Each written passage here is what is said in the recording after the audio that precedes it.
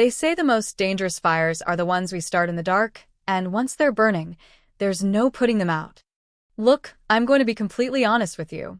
This isn't a story I'm proud of. It's not something you'd find in a Hallmark movie, and it sure as hell isn't something I ever thought I'd be confessing to a screen. But some secrets are like poison. If you don't let them out, they just end up rotting you from the inside.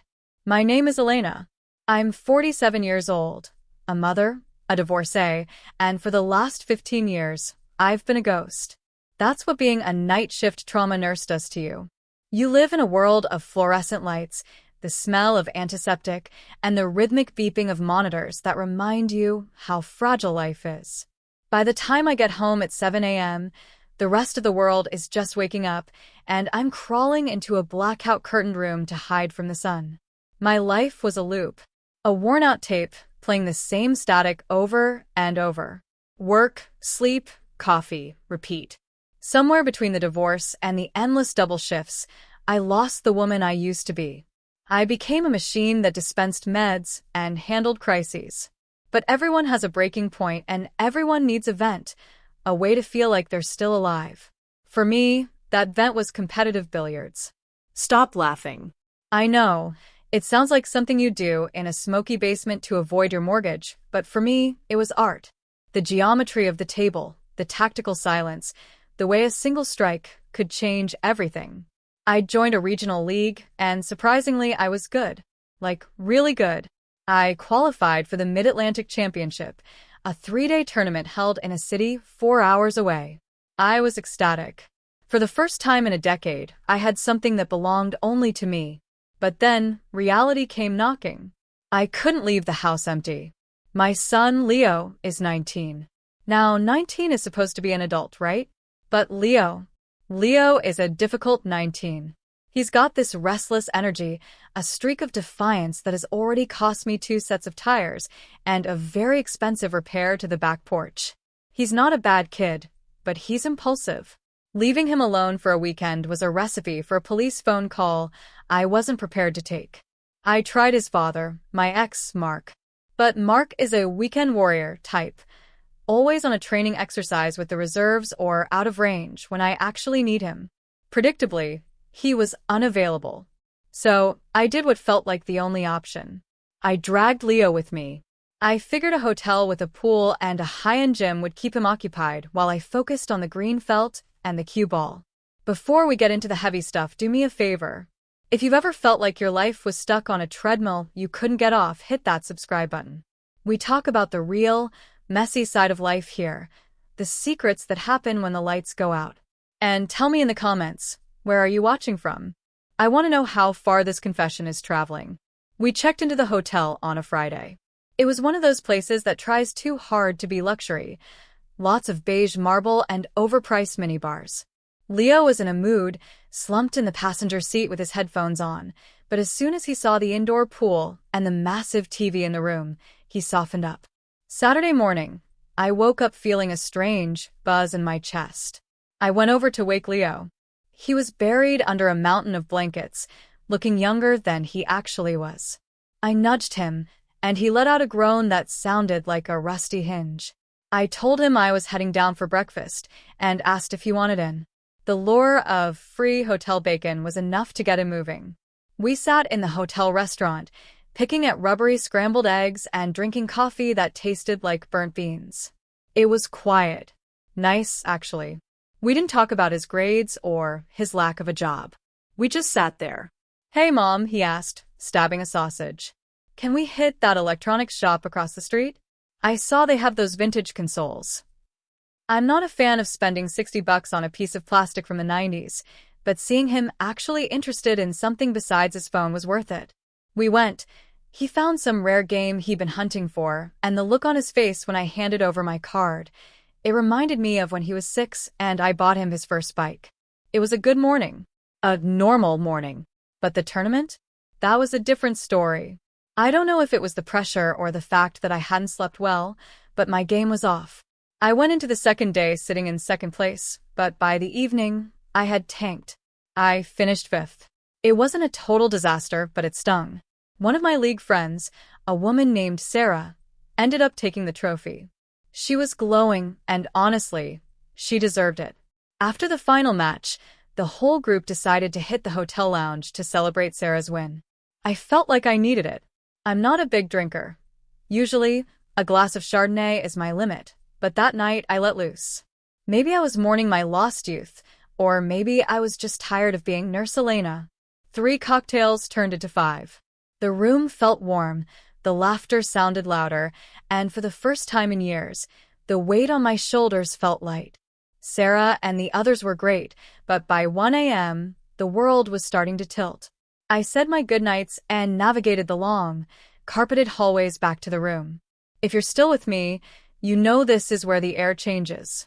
If you're enjoying the story, hit that like button. It helps get these confessions to the people who need to hear them. I swiped my key card and let myself into the room. It was dark, save for the flickering blue light of the TV. Leo was out cold, his breathing deep and even. I stumbled into the bathroom, changed into my silk nightshirt, and splashed some cold water on my face. The reflection in the mirror looked different. Flushed. Alive. I crawled into my bed, but sleep wouldn't come. The alcohol was buzzing in my veins, making my skin feel hypersensitive to the sheets. I stared at the TV, some late-night movie playing on mute, watching the shadows dance on the ceiling. It was around 3 a.m. when I heard it. The sound of movement from the other bed. I glanced over. In the dim light, I could see the silhouette of the blankets moving. It was a rhythmic, unmistakable motion. My heart hammered against my ribs. My first instinct was to look away, to be the mother, to protect the boundaries. But the alcohol, the loneliness, the long-repressed frustration of a woman who had been invisible for a decade, it did something to my brain. I didn't look away. I watched. I felt this heat rising in my throat, a forbidden, intoxicating rush. I knew it was wrong. I knew it was the ultimate taboo. But in that dark room, in a city where nobody knew me, the rules felt like they belonged to someone else. I felt a surge of arousal that was so intense it made my hands shake. 10 minutes passed. The tension in the room was thick enough to choke on. I could hear his breath hitching, trying to stay quiet, trying to hide what he was doing in the dark. I couldn't help myself. Maybe it was the wine, or maybe it was a moment of pure, temporary insanity. Do you need some help with that? I whispered. The words hung in the air like a lightning strike. I held my breath, ready to pretend I was talking in my sleep if he didn't respond. My heart was a drum in my ears. My sleep if he didn't respond. My heart was a drum in my ears. Then, through the darkness, came a single word, a shaky, breathless, yes. The world shifted. The moment that word left his lips, the bridge behind us collapsed. There was no going back to normal. I stood up. My legs felt like they belonged to a stranger. I walked over to the edge of his bed. The glow of the TV hit his face. He looked terrified, but he also looked like he was seeing me for the very first time. Not as a mother, but as a woman. I reached out, my fingers trembling as I pulled back the edge of the duvet. The heat coming off him was like a furnace. I didn't think. I didn't analyze. I just let the darkness take over. I took his hand away. His skin was hot, damp. I leaned down, my voice a low, husky rasp I didn't recognize. Let me. I won't go into every detail. Some things are meant to stay in the shadows of that hotel room. But I remember the taste of salt, the sound of a sharp intake of breath, and the way the air in the room seemed to vibrate. I felt his hands find my hair, his grip tightening as the rhythm changed. I told him to pull harder. I told him to let go. When it was over, the silence that followed was heavy. It wasn't a peaceful silence. It was a silence full of ghosts. We lay there in the dark, the blue light of the TV still flickering, the reality of what had just happened settling over us like a shroud. We can't do this again, I said, my voice barely a thread.